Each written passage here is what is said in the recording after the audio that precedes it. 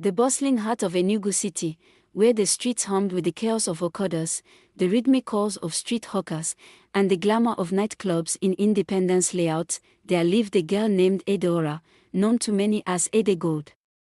She was neither the wealthiest nor the most famous, yet she had an invisible grip on the entire city's elite. In every corridor of power, from the sleek offices of Nzo Street to the gossip-laden salons in Accra Layout, Adaora's name floated like an incense, mysterious, fragrant, and impossible to pin down. Tall, elegant, with skin the color of roasted cashew and eyes that seemed to see straight through your soul, Adaora was not just another city girl. She was a living enigma. Every whisper, every clandestine affair, every buried past, she knew it all. The senator with a mistress in New Haven, the business mogul laundering money through an orphanage, the married gospel singer in a same-sex affair, all their secrets were safe with Adaora, not by choice, but by an inexplicable power she had carried since birth. Adaora grew up in Nsukka, raised by her grandmother, Mama Oku, a woman known both for her herbal knowledge and spiritual foresight. From the time Adaora was 6, she could walk into a room and feel people's truths like heat rising off asphalt. It wasn't something she asked for. It was like a curse gifted by the gods. Her grandmother once told her, "You are Ogbanchi Nk Oma, neither demon nor angel. You are the eye of truth."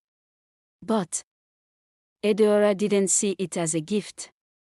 She couldn't touch someone without their secrets pressing into her skin.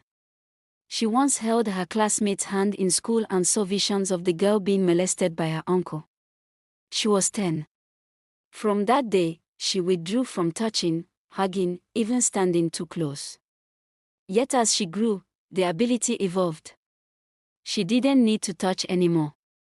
A glance, a voice, a scent, even a text message was enough for her to know. People wondered why Adaora never spoke too much.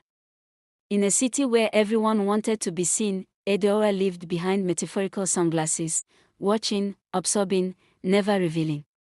When she moved to Enugu at 22, Adaora reinvented herself. She worked as a stylist, helping celebrities and influencers shape their image, but what people really paid her for was her silence.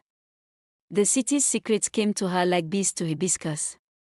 People who didn't even know how they ended up in her small office in GRA would break down crying, confessing sins they had never said aloud.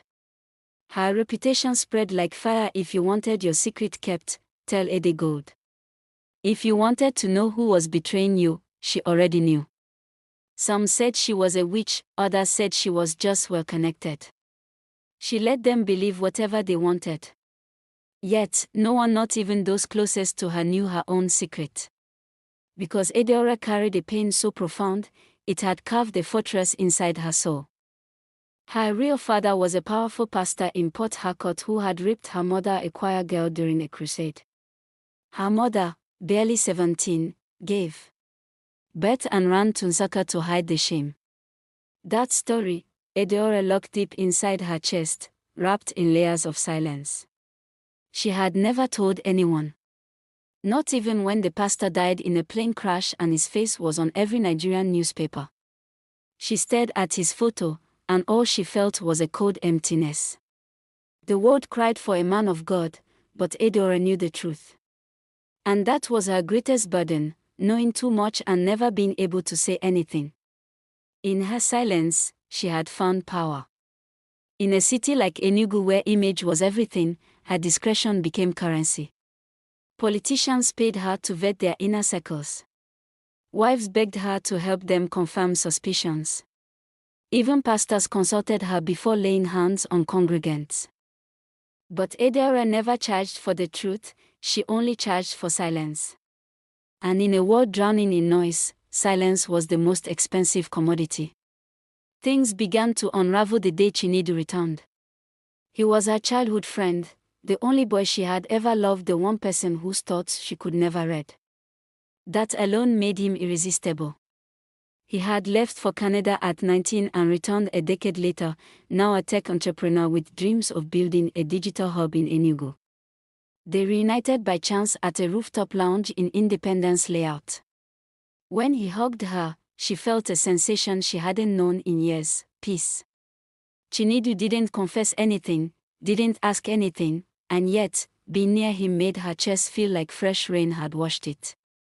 Over time, they grew close again, and for the first time in her life, Adaora exposed anyone directly. But it was a raw, haunting piece written under the pseudonym Noni no Iti Nom, the woman who sees lives. In it, Adaora poured out the truth, the pain of knowing everything, the weight of silence, the power of confession, and the liberation of choosing what kind of woman to be. Though no one knew it was her, everyone felt the truth in the words. That week, women in Enugu started opening up, sharing stories. Some whispered, some shouted. A movement began, one that wasn't about shame, but about healing. Chinedu read the blog and knew instantly it was her. He showed up at her door without warning, and instead of asking questions, he simply said, "You don't have to carry it alone anymore." And for the first time in her life, Adaora let herself be held without fear. She didn't lose her gift, but something changed. She no longer saw it as a curse.